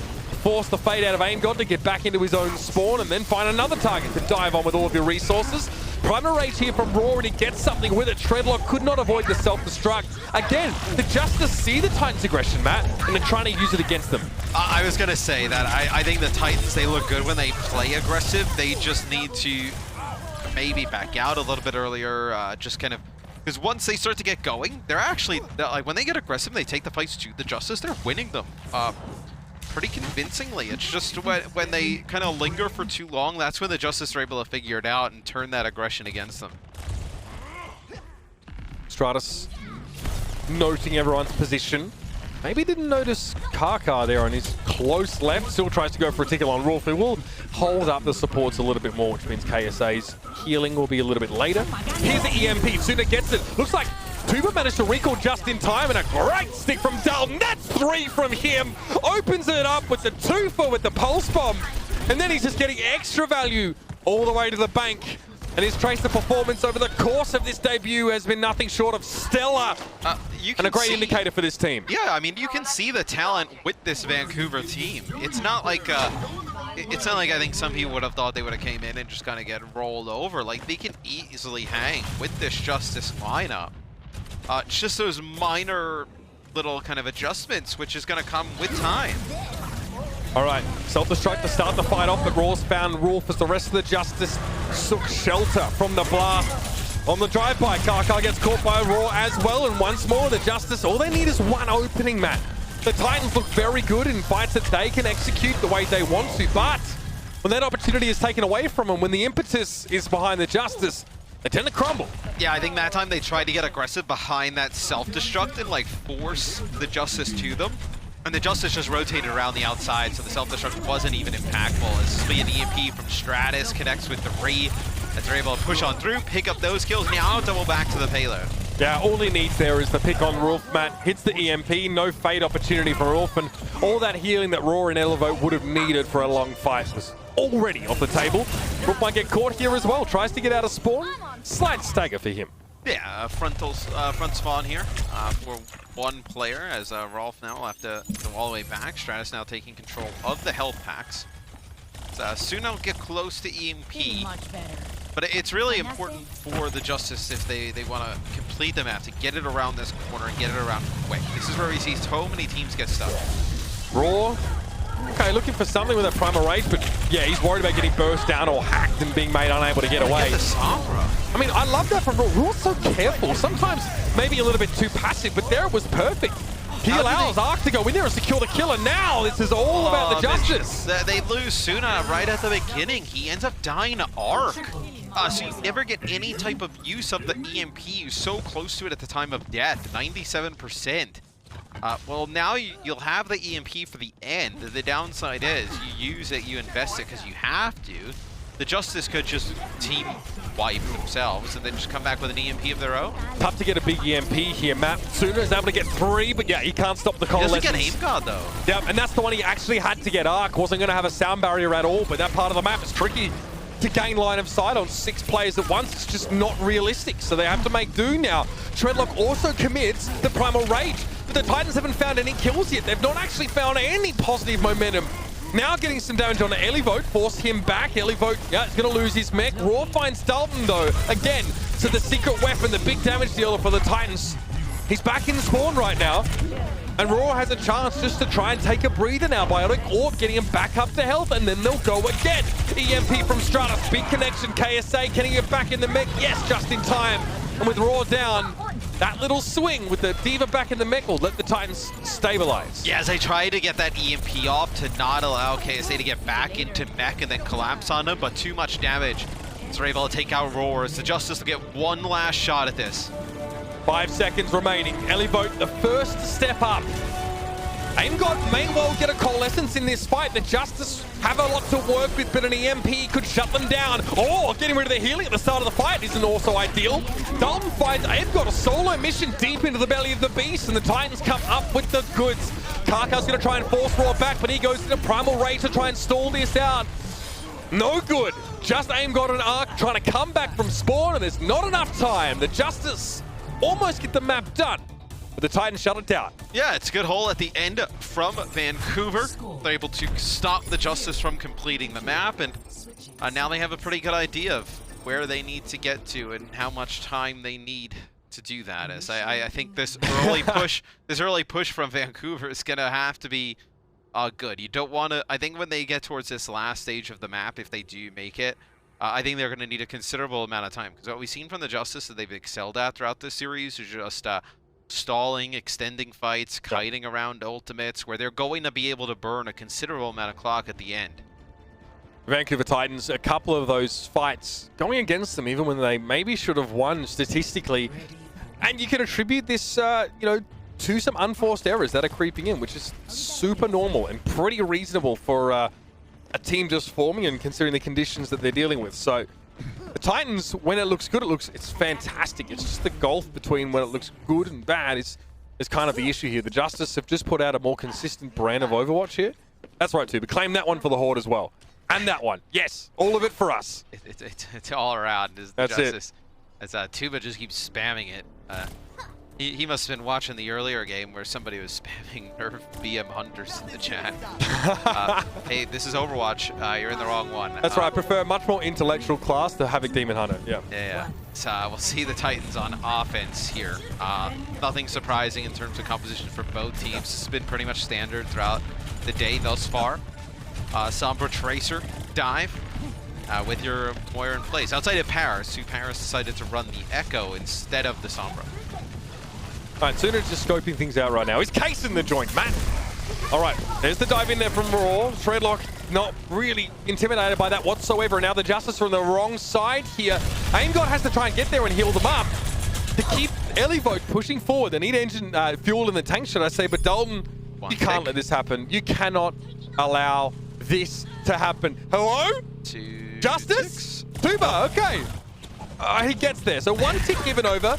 Credit to the Justice, Matt, because they don't lose the fight by turning tail and just getting crunched. So they have to lose a tick there, which is less than ideal, but at least they don't get completely blown apart as they turn their backs on the majority of the Titans. No, as the Justice used the same kind of attack that the Titans did, right? Being very aggressive on their defense. It's just they allow Dalton to just go towards the back, extend, try and cap the point. He ends up getting one tick. I do wonder what's the trade-off, though, whether you had Dalton in the fight if it was winnable. All right, Sooner's going to get chased down there. He doesn't have a coalescence available right now. Does have EMP. Yep. Nice work by Tuba. Sticks to the Sombra, finishes him off as AimGod's coalescence makes short work of most of Vancouver. That'll be another reset for them. And they'll be walking still into a sound barrier. So the Justice not leaving themselves without at least a support ultimate to leverage. Yeah, it's just you're going to... I don't think you can play as aggressive when you know the EMP is going to come, because you have to hide your Lucio in some kind of capacity. Oh, there's a self-destruct. Not much from that one. Trying to force some position, perhaps. Oh, they don't connect. It doesn't Roar connect doesn't with get Roar. Primal. Yep, no chance for Primal. I don't know if he realized that or not. You'd think he would have tried to ultimate if he could. Regardless, Shredlock is Hudson. Nice little bounce off the back there here in KSA. Are able to combine to dispatch Arc. And Tuba needs to go back to the cafe for some more health. Stratus will stall for a little moment, but it will really just be a token effort. EMP, though, comes up, and what looked like it would just be a stall turned out to be a team fight starter. Big EMP connection, and just as Elivote came screaming over the top from the cafe, but now they have to convert on the rest of the fight. Self-destruct from KSA is going to force Roar away anyway, who goes for his Primal Rage, and the Justice are looking to try and make this punishing, but leave the point mid-fight. Not ideal. Little bit of a Charlie Niner, and now we're hoping to try and bleed the clock just a bit more. Yeah, and I don't think that Roar on the first fight thought that he knew he was going to get EMP'd, but I didn't think he really cared for the Primal because he was going to get the effects of the sound barrier. But the sound barrier hits everybody but him, so then he's really in trouble because he's deep, no sound barrier effects, and not able to use Primal. Was it pure line of sight or a Winston barrier blocking it? I couldn't really tell at the time, but he ends up, Arcs connects with 4 players on the team via, with the sound barrier, but for whatever reason, whether it be a line of sight issue, whatnot, Roar did not get the effects of that, which he probably expected to. Yeah. Still the Justice made a decent stab at trying to keep the fight going. KSA is going absolutely nowhere though. He got hacked and then the damage came through. Stratus just farming him for EMP charge, and Tuba commanding nicely. Karkar down, Wolf forced away. And the Justice way ahead in this for great. Ooh. That is a stick for the ages. Now the Justice already committed, so they'll try and back away slowly because they don't have a speed boost and they are able to do so. Dalton unable to find more than just that one kill, and now he's being pressured on that flank. But this is what the Justice wanted, right? Burn clock here. This will be Aim God using the Coalescence. This will probably be an EMP that comes out, yeah? He loses the Coalescence and his life very briefly after. Roar down now because he didn't have any of that big healing. And I mean, that feels like a great EMP, Matt, when you can hit a support who's already coalescing. Remember, Moira doesn't have Fade available when she's using her ultimate. She cannot avoid getting EMP'd. Far better than if you try an EMP at Moira and she just fades away, then ults. So nicely picked opportunity by Suna. Yeah, and I think though the issue for the Titans is going to be is that the Justice are going to get at least 2 fights before the point capture, and they have their own EMP, and they're not going to need it in this fight. They sound barrier and push on through. So now when Vancouver comes back in this next fight, they don't have EMP, they don't have any of their support ultimates. You don't even really feel forced if you're the Justice to use EMP here. That was Stratus though. He hacks Karkar, so Karkar can't boost healing. Wolf turns around to heal Karkar, but guess what? Moira has to stay close to the target she's trying to heal. That means that both of the supports of the Titans were tied together in a nice little bundle for Raw to turn to a pancake. He landed on top and cleaned them up there. So really nice by Stratus to identify an opportunity to mess up the chain of command. He's going to go for it again as well. Pulse Bomb. Okay, Karkar is able to avoid most of the damage, but Stratus gets him with an EMP. Dalton, another Pulse Bomb goes away into the vacuum. Another fight for the Justice. Looks surely won. Yep, this Justice just use the EMP here. They'll back out. They're able to build up a Coalescence out of this and self-destruct.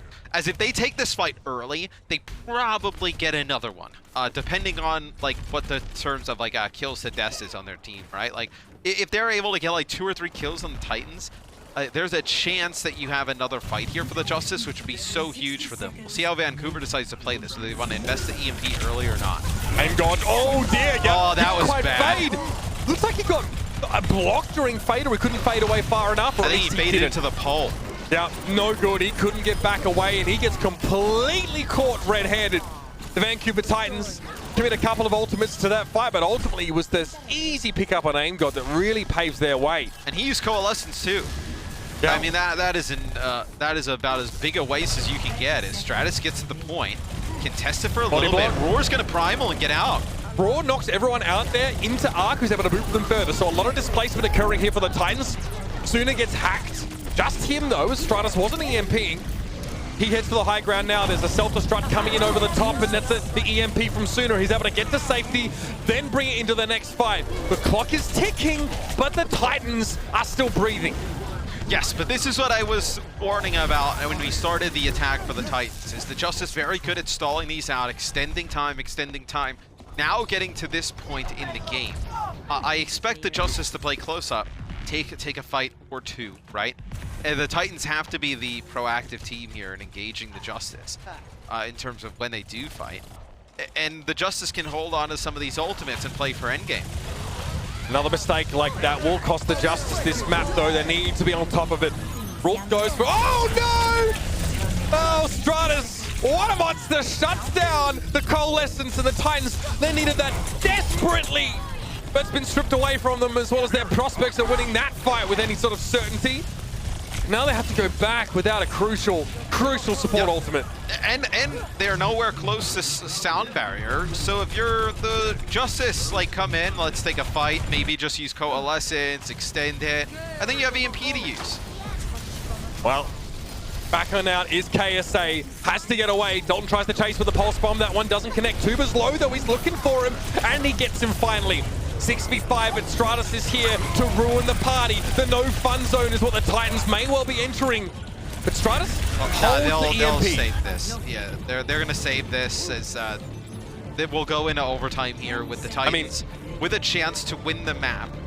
They'll have both support ults and potentially their own EMP. I mean, look, Aim God, I mean, the Justice lose that fight with the Coalescence. That's pretty bad. He gets no support ultimate from the Titans. What can Stratus do? He needs to get wide coverage on this EMP, not just one player. Okay, goes for it now, just as the self-destruct comes in over the top, but Tuba found Dalton.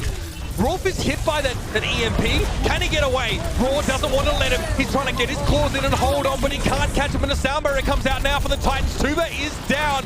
Coalescence here for Rolf, trying to pressure through, gets Elevate out of the mech, and Aim God's in trouble. He fades away, back to safety, so does Rolf. Biotic Orb comes out, but Shredlock has found Aim God, and all that healing is gone for the Justice. This is not the way that Washington saw this map going, but it may be too late to do anything about it. The Titans stay alive in this series, and their first map win in the Overwatch League comes on Hollywood. Yeah, they looked much better on that map, especially dealing with some of the ultimates that the Justice had towards the end, where, like you mentioned, the Coalescence they used to get aggressive, the Justice, to try and push the Titans back. They don't give the Justice anything. The Titans, they just kind of kite it around the corner, wait for it to wear off, and then go in and start to push the cart. Yep. Cool heads and excellent composure from the Titans. Looks like they're really starting to get into the rhythm of things. Now, the possibility of a map 5 is definitely there. There's still some more work done or needing to be done here by the Titans, but so far they're looking up to the challenge. These two compositions now are starting to get much closer in terms of strength, and Soon is looking much more effective on that Sombra map. Yeah, without a doubt. And I thought Dalton on the Tracer really popped off on that map. Lots of big Pulse Bomb kills coming out from him. Able to farm up the Pulse Bomb rather quickly, so the DPS players for Vancouver coming alive. Cool. Coming up next, we've got a surprise you haven't seen in a little while. It's going to be Temple of Anubis for map number 4. So stick around and see if the Titans can hang on in this series. The Overwatch League is brought to you by T-Mobile, helping you stay connected to what matters most. Learn about T-Mobile's COVID-19 response on T-Mobile.com.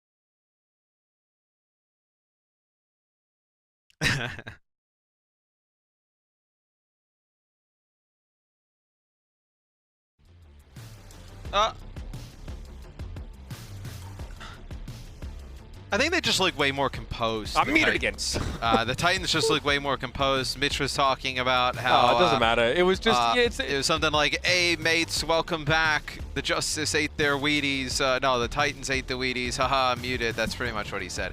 But I thought the Titans, at least from my perspective, I don't really know what Mitch said because he was muted. You did. You heard it. They looked very composed throughout that second map. Well, especially that last fight, Matt, where you expect that's when things are really starting. You think that things are really starting to fall apart for a less experienced roster. But we are talking about players that have been forged in the fires of contenders for some time. I mean, Rolf has been playing since 2016. We're also playing for a while, yeah. Bro, like these guys have been around. It's good to see him in the league, yeah. It looked very good. The level of coordination going into that last fight. Now, they were dealing with an EMP. That was kind of the focus. Like, can Stratus get value out of this one? The answer was not really, especially because the Titans supports knew that they had to sort of give that one a wide berth. And then the Titans had 2 support ults to use post-EMP. Their D.Va was still suited. They were in a great spot. But now we head over to the Temple of Anubis, Matt. What on earth do we expect from this? We have not seen Anubis in a while. You could play May McCree here. You can play Dive. I think really kind of the defensive teams will kind of set the tempo of like what we see. We haven't really seen like dive defenses in a while on Anubis. It's always been some kind of like long-range hit scan, whether it be like a Ashe, Widowmaker, McCree, Sigma, kind of Orisa. handling the bridge. Yeah, Sigma, Orisa. But you can play good amounts of Sombra on offense. So I fully expect the offensive teams to still take advantage of Sombra.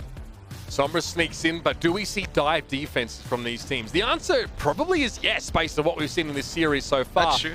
Unless there is something specifically prepared for this map, because I'm quite sure coaches and teams love specifically preparing for Temple of Anubis.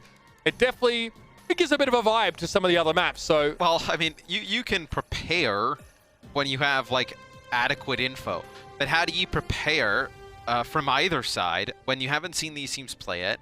The hero pool is different. Players are rotating in and out of the lineup, whether they can play or not. It's very difficult to like kind of counter another team or prepare for the other team. Sure. I think teams, especially in this matchup, have just opted for this is what we're going to run, and if we have to make a variation of it, so be it. In we go. The Justice. Yes, they will be playing that dive-based defense. I mean, I'd love to see this from the Titans. It'd be kind of cheeky. I don't mind the Roadhog. Like, we've seen the Roadhog come in a couple times to counter these compositions that feature a lot of Winston play. Who we watched it was last week. It was on Umbani, I think. Either way. It was fun to sort of set up some snowballs with the Roadhog. We saw, I believe it was the NYXL game, we saw Roadhog come into play. So looks like we do have a bit of a pause here, so we'll kind of see what's going on. It looks like it's on the Titan side of things. Yeah, they've called a pause, so I'll have to find out exactly what that is. Maybe one of their players, like their connections from extremely far away. But I don't know if we're going to see that sort of composition. Shredlock is actually a player who's Shredlock has playing. left the game, so it seems like that may be the issue.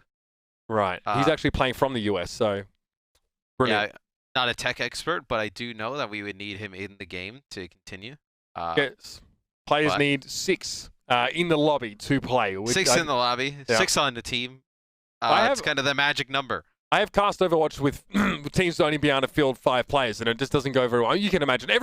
You've all been in games where people have left in your competitive lobbies and you've tried to win from there. Or you're in a game in a competitive lobby where you have 6 players, but it feels like you have 3. I mean, we've all been there before as well. Or 5 players and one gigantic forehead. Yep. We're just kind of grasp at straws. But I do think, from what we've seen, I think the Titans are the more interesting story here, because the Justice, this is like kind of their final form of this team, so to speak, is like, we don't have Corey in anymore, you don't have Stratus after this game, so we don't know what's to come of them. We know what's to come of the Titans. It's going to be more of this team. And I think you see the potential with the DPS and the tanks and whatnot. It's just a matter of getting more reps, I think, at this type of level. Well, the Titans have a long road ahead of them. And yeah, like you said, that includes plenty of reps. So Shredlock peeks his head on in and he's going to head straight through. The Titans are going to be playing that mirror composition right down to the T. Dalton in early, backs up into the corner there, almost like what happened to Aim God in that last map. It isn't punished for it in terms of being sent back to spawn. And I feel like this is one of the times where you play the mirror because you don't want to get left out on point B, as you have Roar drop early. And what I mean by that is, let's say you play something else if you're the Justice and you lose the point, then you want to match or change. You reset your ultimate economy and it's just not worked. You may as well play what could be deemed as a little bit less of an advantageous comp here on point 1 to have those ultimates for point 2. And it looks like, now I'm just saying it looks like, Raw does not enjoy playing against such an aggressive opponent in Shredlock. He was not ready for all that attention he got in the middle of the map at the start of that last fight, but now it's going to be the Titans that are down their main tank here. The healing is also very good. The Justice are happy to play in that small room with Aim God pumping healing out. And they're going to hold here. They do give up almost 2 ticks. Yeah, they're able to stop them though before they're able to earn that second tick. Still 64%. It's a good amount to get on your first push if you're the Titans. You have an EMP to connect on this bridge. This is one of the, I don't want to say easier or easiest spots, but it's definitely up there in terms of, you know, value in EMP, being able to connect with a decent amount of players. That time though, Suna only connects with 2. Yeah, and none of the healers, Matt. Raw and Stratus are kept standing in 2, but gets a sound barrier at just the right time. So what else do the Titans have up their sleeve? Will they try for a self-destruct? That really would only have allowed KSA to get back in his mech, and Elevote not bopped him on the head and sent him back to start. And now Tuba can actually just focus on working around the defense matrix of Elevote and find some of these pickoffs here. The Justice look much more durable, much more responsive here to what the Titans are throwing at them. And a lot of those Titans ultimates have been cycled through. Yes, the Titans end up using Primal, EMP, self-destruct there. I think they're just trying to get maybe what was a potential Coalescence or EMP out, and then come back with both support ults against, you know, really a dry-looking Justice team in terms of ultimates. Well, they're not dry anymore. They're getting hosed down by Rolf, but Dalton gets another double with the Pulse Bomb. Again, stepping up when needed. The Titans had used a lot of their ultimates, but they still had the key one, the Coalescence that allowed them to take that space without getting chunked right on down. And of course, the Tracer finish was just a nice little addendum, so the Titans go up now to 4 minutes and 10 seconds, having used many of their ults, to be fair, but their opponents don't have many to bring either. And they were able to win that fight through a Stratus EMP, something they were not able to really do earlier in the seasons, early in the series. It seemed like the EMP was just the death of them at all times. Okay, Fade had to be used preemptively there by Rolf, lest he be hacked. Still, the Titans doesn't really slow them down too much. Rolf's just going to use his legs this time. Suna with another EMP here coming up very shortly. He actually gets hacked. They're going to chase him. They got him! No EMP opportunity for Suna there. That would have been the start for the fight for the Titans. And now, they'd probably just try and build opposite and not commit too heavily. We'll see what they go for here.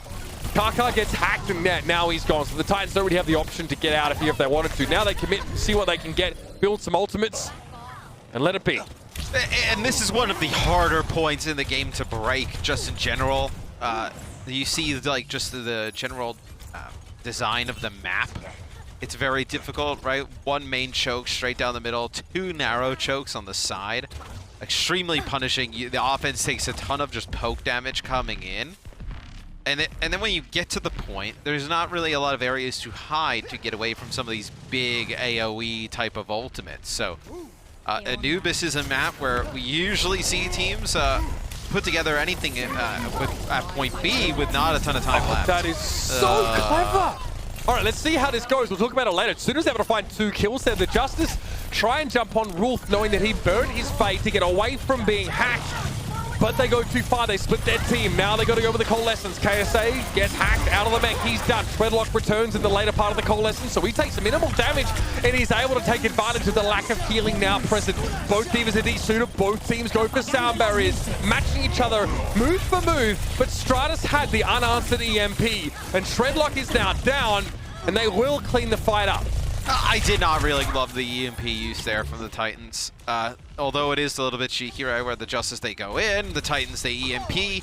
You lose your Moira, and then the EMP, it basically comes out at the same time, so it's just really unfortunate timing, I guess.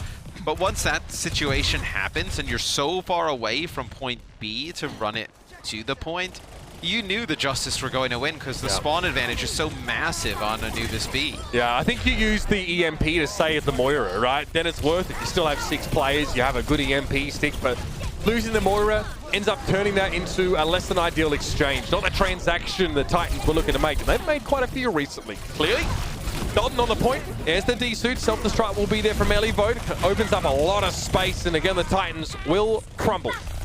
Although the Titans do get the Justice to invest some ultimates into the fight, where now you just have a Coalescence coming back. For the Justice, you'll have an EMP, Pulse Bomb, Primal, a lot of ultimates here for Vancouver. The downside of using all these ultimates at once is you're going to have just a minute on the clock. If it doesn't work out, the spawn point, like I mentioned, so close for Washington, they'll be able to come out with insane stall types of comps. You'll be able to get like a Doomfist out there and May be able to just keep this going for a while. Matt, all eyes are on Aim God right now. Does not want to get hit by this. Does he have a chance to get away? Suna lets it go. Aim God not affected by the EMP, but oh, yuck. Suna already getting Elivo with that one, and now Aim God has all the room in the world. Suna was too far ahead of the rest of the Titans for whatever reason, and that makes it far too easy for the Justice to withstand. Not good. Late Coalescence rules might be able to give some opportunity here, but KSA's already de-suited. Stratus is down. He was close to building an EMP, but here's the sound barrier now. So the Justice still get both of their support ultimates in this fight, and Raw with a late Primal Rage should seal the deal. The Titans have to double down with everything they have, Matt, but as it stands, that is not very much. No, but I mean, when you play around that EMP and you only connect with one player, you're going to get put in these really difficult situations. As they do trigger OT, Stratus with an EMP, that connects with 2, both KSA and Dalton, who both have ultimates. Even without their movement abilities, not able to get to the point to extend it any further. So the Vancouver Titans, they take point A, they make no progress in taking point B. That is a 4-1 ultimate advantage for the Vancouver Titans. But because their initiation was wrong, it doesn't matter. They could have 20 ults. If they can't get in position to use them and have everyone stay alive, then none of the planning in the lead-up matters. Everything rested on Suna managing to connect that EMP in a gainful manner, and that did not happen. That sits pretty squarely on his shoulders.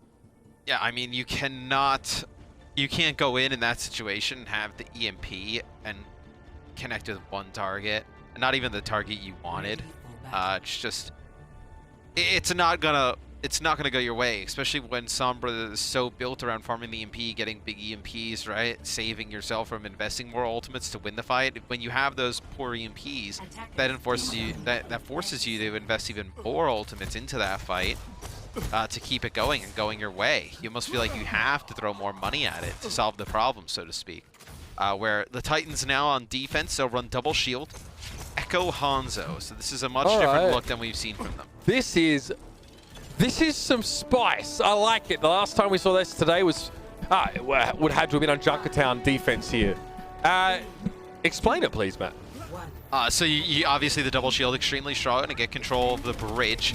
You have a lot of good halt combinations. The halt plus the sticky bombs, halt plus accretion, the storm arrows from Hangzhou. So a lot of different things you can do. D.Va comes out on the Genji. And, what does he do to Echo? He's going to play Tracer, yeah.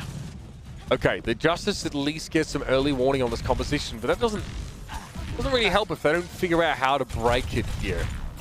Decent amount of healing. Dalton needs to have a Harmony Orb on him at all times because he just ruined Tuba. He just snapped ankles on that boy. For the Justice, your win condition here is like EMP, right? You see how many players playing up on that bridge. See the position Rolf on Zen, though? He's kind of taking that around the corner as he's trying to break line of sight, like if that EMP comes from the bridge area. Yeah, as long as he can see his main tanks and Dalton and then just get away. It also makes it a little bit hard to pick him off. I mean, he's not really at risk of long range or any snipers here. So the Titans move up. They want to get the most out of this zoning space control that they get from double shield. Elivote, well, it was a nano boost. It came and went awfully quickly. Shredlock down. No way. Yeah, that was no massive. Way. So that is the product of Aim God obviously using the nano boost on Elivote. But more importantly, it was a 3-player biotic grenade, and those players were all at about half or below HP, and they just, I mean, you can see how fast they die. They were just deleted after that. fundamental weakness of Vancouver's composition is actually based on design. It's actually the thing that, you know, should be quite a positive for it, is that everyone stays together, stays safe, stays in one unit. I mean, not when you get this level of biotic warfare. Get absolutely wrecked. Yep. Now you saw a little bit at the top of the screen. Dalton, KSA, Karkar, all affected by that biotic grenade. Well, the Titans are reeling, but they don't have any time to lick their wounds because the Justice, again, they're going to go up a notch. Raw pushes in here, Primal Rage in the corner, could be nasty, but he opts again not to be the aggressor. Not a big risk taker, Raw. Trying to play it safe. Let's see how that works, though. It's going to be a couple of ultimates forced out of the Titans here. Supercharger, Dragon Strike, both come forward. Duplicate as well. Raw was low. That may be why they backed away. Dalton, yeah, duplicates the Winston. No Primal. The Justice disengage here, and they've got to be ready now to go in again with another Nano Boost, Matthew. Well, I mean, the Justice have everything they need to win this match. Nano Boost, Sound Barrier, EMP. Look at the position Stratus is in. It's going to be a 3-player EMP. Dreadlock hit with it as well. It's going to be a gravitic flux for KSA to try and get his team out of trouble, but you know what they say, what goes up must come down. And the Titans here really struggled to deal with that. The setup was perfect for the Justice. 2 support ultimates and a perfectly placed EMP. It doesn't matter what composition you're playing. Even the Wrecking Ball doesn't prolong what is the inevitable. And the Washington Justice break the loss streak and get a win here. And it truly was, man, a baptism of fire for the Vancouver Titans. A very close game. The Titans in their first performance here in the Overwatch League. They can hang with the players in the league, and I think they're only going to get better as time goes on. You know, a few of their players playing with higher ping, so once that kind of sorts itself out and they're able to get more practice, I fully expect them to make these games even closer and get away with a bunch of wins. Yeah, look, I don't say this too often. I'm actually pretty hard on him as a player, but that was an exceptionally good map from Raw. Yeah. Obviously, the attack for the Justice wasn't very long, but even on defense, he actually ends the map at 10 final blows, 3 deaths. Far and away the most on his team. Arc also managed to get 7. So some of the less flashy names on the Justice are having opportunity now to shine, and the strategy looked very good. The coordination and also identifying those weaknesses there. The fact that they hit a huge biotic grenade, knowing that the Titans have to play close together to unlock their full potential, was very clever and a great way to unravel them there on the Temple of Anubis. And the nano boost onto Elivo just to kind of barrel on through is also a great tool, right? It allows them to just get through that initial choke point, create an opening for them to get that type of biotic grenade off, which really seals the deal on their point A attack. And after that, it was all Justice. Yeah, I wasn't excited about that nano boost on Elivo, and I wasn't supposed to be. It was designed to soak damage and actually get that team in position so that Aim God can get past that Orisa barrier. Throw a grenade at the ground, and then Raw gets to hit 3 players, I think, with his rocket jump. And from there, it was on for young and old. So nicely done by the Justice. It's nice to be caught by surprise by those things sometimes, and it was quite an exciting way to end the series. You know, on the side of the Justice, there's a lot to talk about. A lot of question marks now. Yeah, I mean, going forward now, Stratus in his final game, it's my pleasure, of course, to announce that he has been awarded Player of the Match for the Justice, and that's not just sentimental. It was actually academic over the course of the series, Matthew. He looked extremely good on that Sombra, not only getting a lot of these big EMPs, but very high kill totals. And you're right, the outlook for the Justice is uncertain without him on that roster, but for now, they can celebrate, and what a way to go out. Yeah, he had a tremendous game today on Sombra, and you see why we were so, I mean, part of the reason we were so excited about the Justice coming into the season was Stratus on numerous damage dealer heroes, Corey as well. They now have to go rebuild that as Stratus and Corey both gone. Yeah, and, you know, a great performance from him today in general, and you know, fortunately for Justice fans, there's a really strong core to be building around. I mean, you have Aim God and Arc in that support role. Raw looking exceptionally good today, and Elevate, you know, only going from strength to strength once he's joined by Losic there. That's already another weapon that's waiting in the wings for the Washington Justice. It's been a rough run for them in the last sort of 6 games, and essentially since we went online, but there is definitely signs of life and signs of hope there for the Justice. Now, you know, while one journey ends here for Stratus, another is just beginning for the Vancouver Titans. It's going to be a steep climb. They've got huge shoes to fill, and I'm sure they know that. But so far, they're showing a couple of good elements that brought together properly, will shine. I don't think they're that far away. Nope. I say like that far away, and I'm kind of comparing them to Overwatch League teams in general. Yes, you have to now. We have to now. You have to. And I think when I say they're not that far away, they are a few mistakes and cleanups on certain maps, from winning maps handily, really kind of crushing fights decidedly. Where I think this is a team that I think they need time, a few weeks time.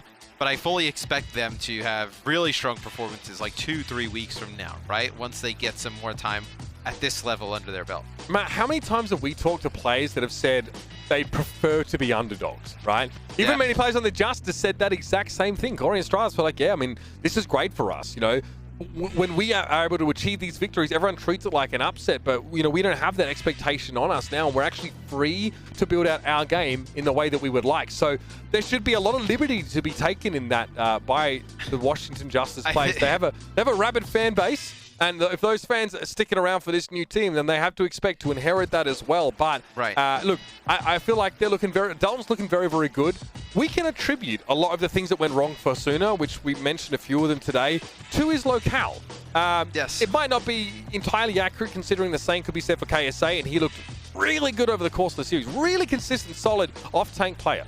Yeah, and I really wish Shredlock did the main tank role. I think they have solid players all around. It's just getting them up to speed with like I think it's not even getting up to speed with the Overwatch League game. It's just the Overwatch League teams, I think we take it so for granted so at times, like how little mistakes they make. Like even the teams that make a ton of like mistakes at this level compared to Tier 2 and Open Division Tier 3, like the amount of mistakes that happen are so minuscule even at this level that I think they're really glaring when they happen. So I think it's just kind of ironing out some of those over the next few weeks. But in terms of skill, I mean, they have the players across the board. I don't think that's a question. Yeah, I mean, we talked unforced errors a bunch, I think, from the Vancouver Titans today, where, there wasn't necessarily pressure being placed on them by the Justice, and they still, a couple of errors there, communication also. I think that Dalton was by far the better Tracer player today too, but definitely played, I thought so, a little bit more quieter in general over the course of the series. So on the individual level, the Titans have got it. They've got a coaching staff built out. They're in a position to succeed, and so fans of that team should be having high expectations, despite the shadow that was cast by the departure of the rest of that team. Well, that's the thing. They're going to be held to high expectations, right? And I think it's a lot for the players. Like, I mean, it's a fast adjustment into Overwatch League, the expectations now. It is a big change for those guys, and I think they just need a little bit more time to start trying to live up to those. And for their benefit, I mean, they're only 2-3 now, right? Like, this isn't like they didn't inherit like a really poor record. It's not a fixer-upper property. They inherited a 500 record. They only have one game in the main tournament qualifier right now, just this one. So, for better or worse, you're starting with a clean slate, as best as you could have asked for a new team coming in. No doubt about it. Still, though, the Justice are able to end that loss streak and get a fairly impressive win on the board, considering how chaotic the meta is right now. But we're going to take a moment to hear from the man of the moment, many would say. We're going to go to Zoe in an interview with Stratus. Thank you so much, Mitch, as well as Matt. And thank you so much for joining us, Stratus. Congratulations. Thank you. Feels good. Yeah, I bet it does feel good. It felt good to watch that game unfold. Now, we have to discuss what just happened. I mean, you went up against a team which got completely overhauled over the last couple of days. So, of course, the big question is, was there additional pressure for your team to actually get the W there? A little bit, especially regarding the news of Corey and I. Like, there's definitely been like a little bit of mispractice, But it's basically been the past couple days for us, and I know like Vancouver's in a really tricky situation as well. But it was like kind of two teams like really adapting last minute, and even in the set you could tell that both teams changed playstyle a lot. So yeah, it was hectic. There was definitely a lot of pressure there, but I think we handled it well. We handled the pressure well. You certainly did, and indeed it was hectic. It a little scrappy almost at times, I would say. But you did take the W, and that is all that matters in the end. Now, you just finally broke a losing streak with your team. Can you maybe speak a little bit to the difficulties the Washington Justice have been facing for the past couple of weeks or even months? So for a lot of teams, it's kind of like a mental snowball. Like we had that one like rough thing going on where we were sick for like the Houston Outlaws game. After the Houston game, sorry, they just infected us. After that, like a lot of our mental attitudes were down. For me personally, I've talked a little bit this on my own stream, but basically like with homestands being gone, that like hurt my motivation for the game. Like in mid-match, I was a lot less hype than I usually am when I play on LAN. So like that, and combined with like what everyone else was going through because of COVID, I think we really took it hard. But going into this match, I can speak for myself specifically on this one. I just felt like 10 times more motivated. You know, this is my last match, and I wanted to leave it on a good note. Try to give people something good to watch. I still think I made a lot of mistakes, and if people watch my POV, it's going to be a little bit questionable. But, you know, I had a good time. I had a really good time, and I think the rest of the team going forward is in a really, really good mental space to succeed. So I'm very happy. Yeah, I would definitely say you did end it on a high note. Now, as you said, this is your last match with the team. What's in the future for you? What are you going to be up to? Because I think I heard that you will be staying with York. Yeah, probably. Yeah. Probably. Yeah, probably. Cool. Any plans for the future, or nothing you want to disclose right now? I just stream. That's pretty much it. All right. So streaming. Well, those we always enjoy. So it's good to still have you in the scene and be able to follow you and continue, you know, joining your little adventures. Anything you want to say to the Washington fans who have been supporting you throughout the 2019 and now also the 2020 season? I've said this before and I'll say it again. The fans are like the reason why I've made it this far. Justice Season 1 was like an absolute crazy experience for me, where I like grew up as a person and as a player. And going into stages 3 and 4, I never thought, like with how the season began, that I would get the amount of traction that I did individually as a player. So I am so thankful to every one of you out there, including the people in chat typing LOL. You guys really make this fun for me. Thank you so much, genuinely. It's been a wild ride. And you know what? You made it fun for us. So thank you for everything you've done for the league and with the league. And you've been an absolute blast to watch. And I'm very excited to see what your future holds. So thanks a lot for joining us for the interview as well. Yeah, thank you. Thank you for having me. Right on. Now we're heading into a very quick break, and then we will be back with our third match of the day, which will be the LA Valiant and the Boston Uprising.